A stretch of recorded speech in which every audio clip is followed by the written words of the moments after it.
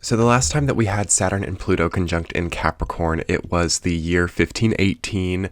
And what I think of when I think of that period of time, as I am a bit of a history geek, is the fact that this was the time when Henry VIII was the King of England, and there were a lot of major changes going on in the way that humanity related to the Earth, the way that humanity felt itself spiritually and recognized itself spiritually, and the way that bonds between people are either solidified, set in stone, and how they change and how they cut away. So I'm going to make a few comparisons, again, as a history geek, to what was happening in the 1500s when we last had the Saturn-Pluto conjunction, and relate that to how that is coming today. For those of you who are unfamiliar with the Saturn-Pluto conjunction, what it means is that Saturn and Pluto, the two planets in the sky, have come into the same vicinity of the astrological wheel, which astronomically is just the way of mapping the orbit. So it's almost like you take the orbit of a planet and you sort of cut it into pie pieces, into 12 pieces, and those each represent signs. So astrology is not just a way of, having fun and saying, ooh, it's in this sign. It is a way of mapping and measuring the distance of the planets between each other and drawing angles. So a conjunction is obviously the two planets being in the same place, and Saturn and Pluto are in the same place. It happens once, every 30 to 40 years naturally, but it hasn't happened in this area of space, in the Capricorn area, for a bit more than 500 years. And we are, I think, having some similar stories happening right now as we were having during the 1500s. I'm going to jump back to that period of time and talk a little bit about the way that power changed starting then and some of the catalysts that came in. So we're all quite familiar with the story of Henry VIII. He had 6 wives, and he was an absolute ruler. He was someone who operated with complete authority, complete power, and complete sort of unquestioned rulership. And these types of figures do emerge during a Saturn-Pluto conjunction because these are the two power planets, Saturn representing status quo, old, ancient, well-defined, well-measured and structured power, and Pluto representing almost a demigod-level type of transformative zest and ruling through the fear of death, or the fear of even birth as well. The fear of change or the embrace of change becomes a power structure for Pluto. So when these two planets come together in conjunction, you see that they are not necessarily the most harmonious because, again, we have Saturn, which is representative of that status quo, safe, sort of known structure of power, versus Pluto, which gives us something new. It gives us something different, a different type of power that we've ever seen. And the way that this played out in really all of Europe, but specifically in England during the 1500s, was the start of the Protestant Reformation. That there was the Martin Luther posted his 95 Theses to the Castle Church in Wittenberg. So this really spurred the beginning of the Protestant Reformation in a very tangible and structured way. It sort of Saturnized the idea of the Protestant Reformation. And this really took on a Plutonian type of quality too, as Saturn and Pluto were moving to conjunct in Capricorn, because the very set in place status quo English monarchy, which is very entrenched, again, a Saturnian type of power, started to embrace this radical changing idea of spirituality and death and rebirth, which was the sort of the rejection of the Catholic Church and the introduction of the Protestant Church. And of course, Henry VIII then, in order to get his divorce, really was what it was mostly about, from Catherine of Aragon, so he could marry Anne Boleyn and have male sons to take his, to become heirs. He embraced this sort of radical change of spirituality and radical change of religion as a PowerPoint to sort of accomplish his own agenda and gain more power. So the moral that I kind of take away from that story is there is sort of a conformity that is introduced, a radical conformity with Saturn and Pluto conjunct in Capricorn, that seems to also be giving people freedom and seems to be a new type of, way of worshiping, or a new type of way of seeing comfort within our own mortality and humanity that ultimately bolsters the power of certain people and the authority and the eros and thanatos, life and death drive within others. So the ideal of freedom becomes a power tool and a weapon for others with Saturn and Pluto in Capricorn, and entrenches certain power structures. And I think with our modern sense, we don't maybe realize how extreme something like a Protestant Reformation was in the 1500s. And it's important to have empathy to the people of the time and sort of understand the time and understand how far-reaching of a radical change that it represented. If you think back to this period of time, Catholicism in Europe was a completely unquestioned, entrenched way of experiencing the world. It wasn't a matter of religious freedom at all. Like, people did not choose their religions. People did not think otherwise. It was just accepted that the ideals of Catholicism were fact. These weren't questioned things. It was heretical to even think, is Catholicism even real? Is my religion even real? Is this what's going to happen when I die? Are these clergy people actually divine? Are these kings and queens and nobles actually divine? Those thought forms were probably non-existent because there wasn't an ability to encounter these people. There was no media. There was no ability to see them and see that they were human. So the absence of the presence of these people in the lives of normal people led the imagination to completely embrace these sort of very entrenched religious ideals, and it dignified and made divine the ruling classes and the clergy. So what this did was it put an imprint and a tone onto the reality of everybody, and it sort of made just a complete acceptance of the religious fact. And again, we're in the age of Pisces, and we're in the very, climax of the age of Pisces during the 1500s. So again, our age of Aquarius minds think of a religion in a very different way than they did back then.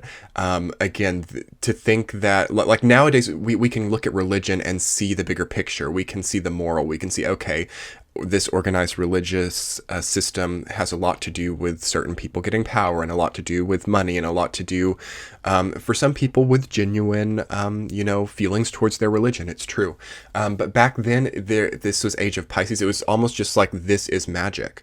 The Catholic Church, the ritual, the idols, this is magic, and it's divine, and it's bigger than humanity, and it just is. It exists. So it wasn't a matter even of religious preference. It was just a matter of reality. So to see something like the Protestant Reformation come in would have been so radically shifting to think that there could even be a change in the way that the religion operated because of how entrenched it was.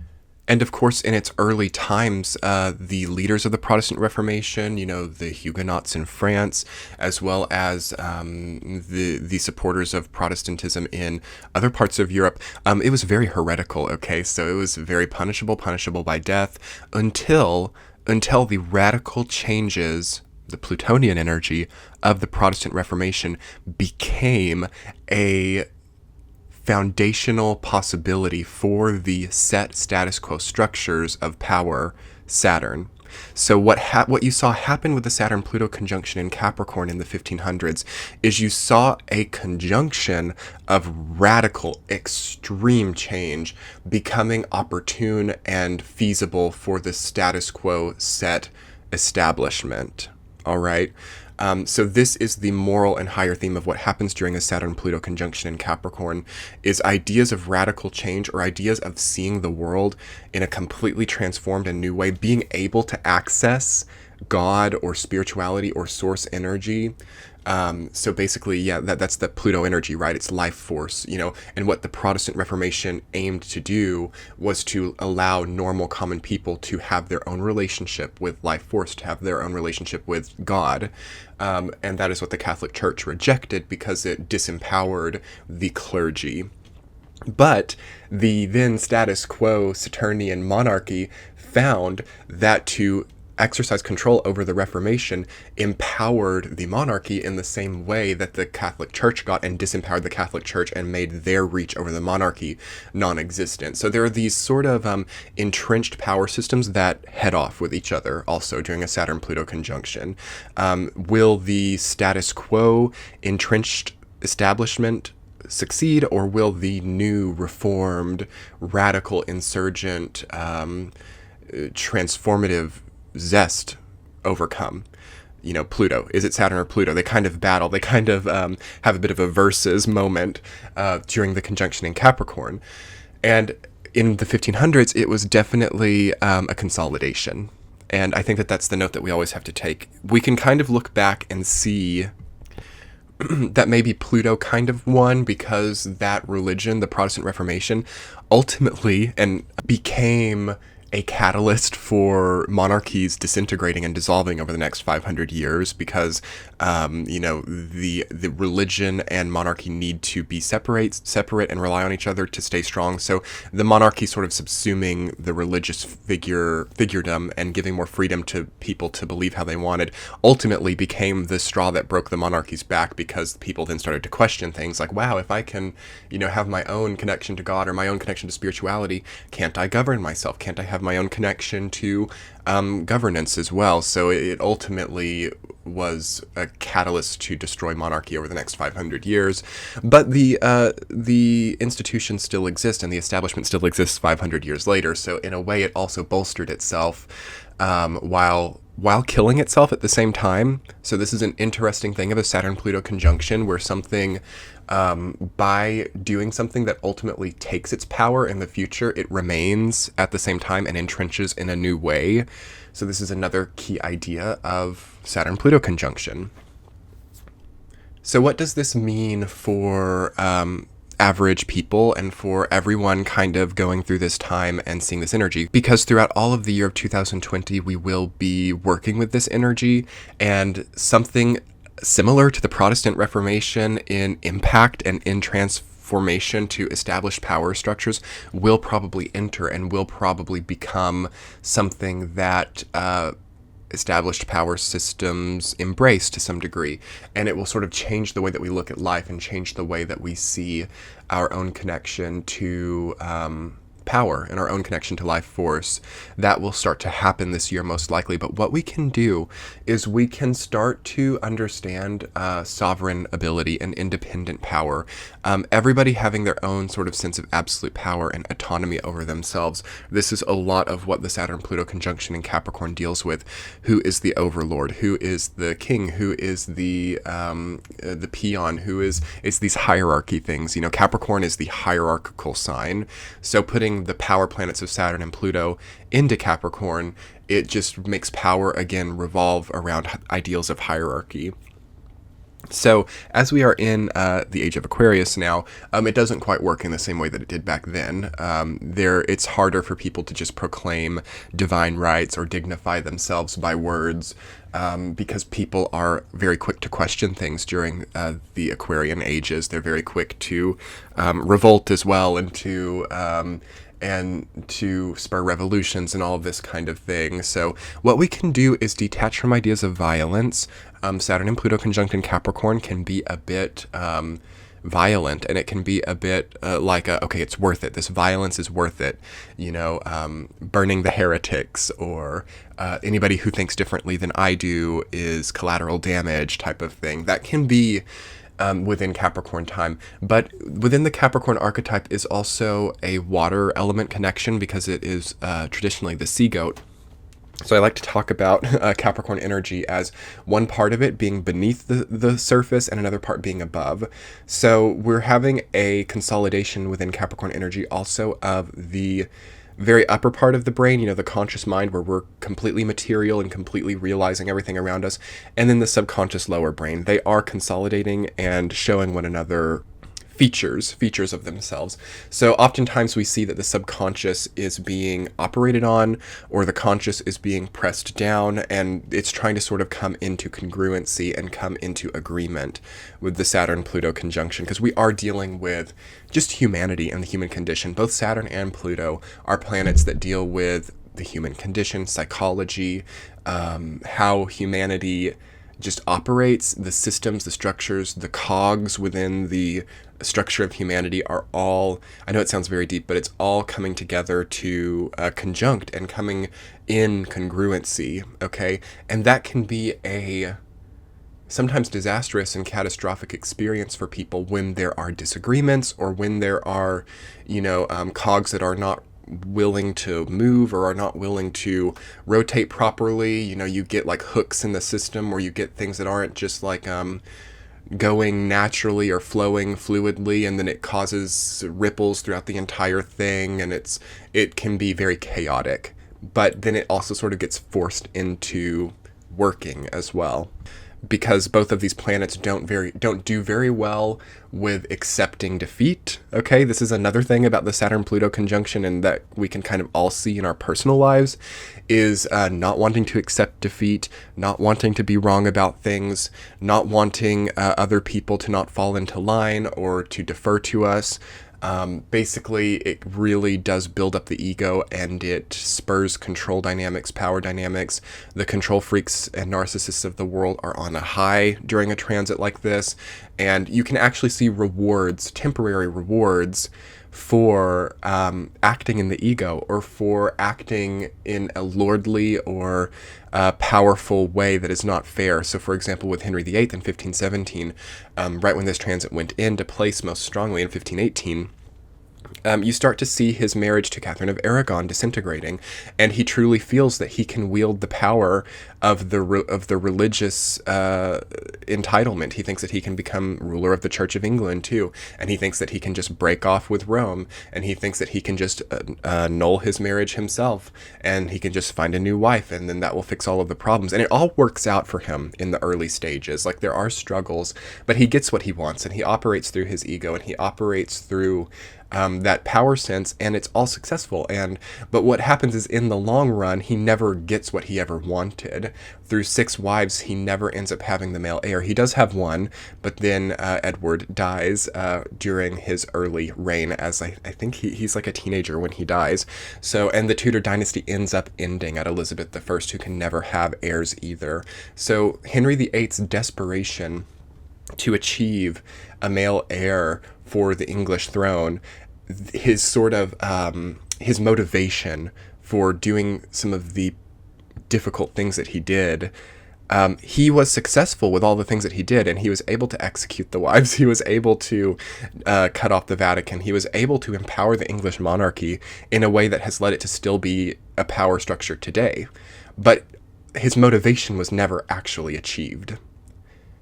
And the Tudor dynasty ended the next generation down, and it was over. And you start to see that the entire, War of the Roses and Civil War that was in England at the time kind of became for nothing, because, again, the Tudor dynasty was the consolidation of that Civil War. So that was also the pressure that he felt.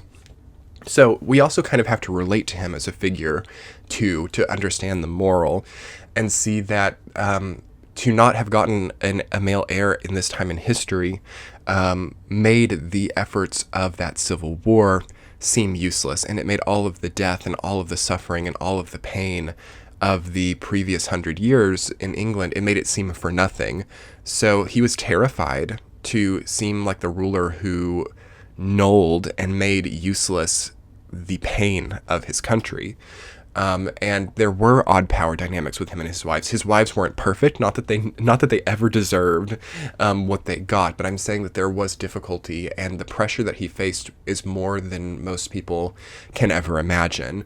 But he did move into ego mode, and he did move into a place of just using his power in a way that was torturous and defaming and fear-mongering to people who didn't deserve it.